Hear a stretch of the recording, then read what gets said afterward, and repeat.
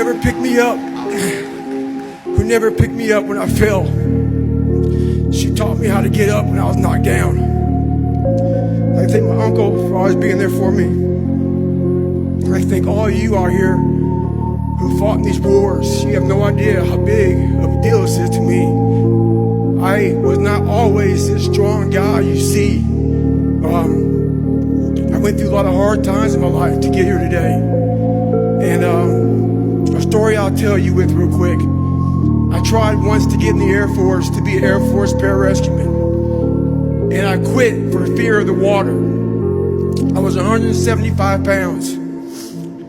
I left the Air Force 4 years later at 300 pounds. I went from 175 to 300 pounds. There's a long story in there on how that came to be. But I sat around and read a book on the Medal of Honor.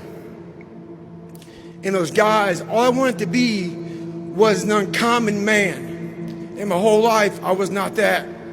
Much worse than that. But I read stories about men like you, Doc, who had the courage to jump on grenades and stuff like that. So I came home one day from working at a job called Ecolab where I sprayed for cockroaches. Made $1,000 a month, weighing 300 pounds.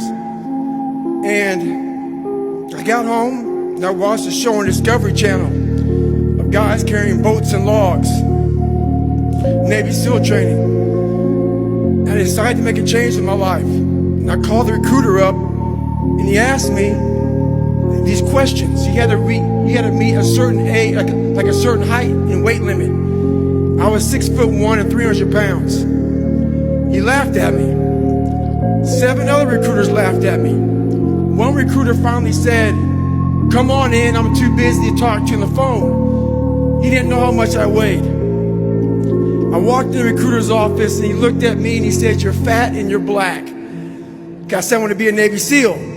I didn't know there'd only been 35 African-American Navy SEALs at that time in over 70 years. He said I basically had to lose 106 pounds in less than 3 months because of my age. I was getting too old. I came back 3 months later, 106 pounds lighter. Thank you.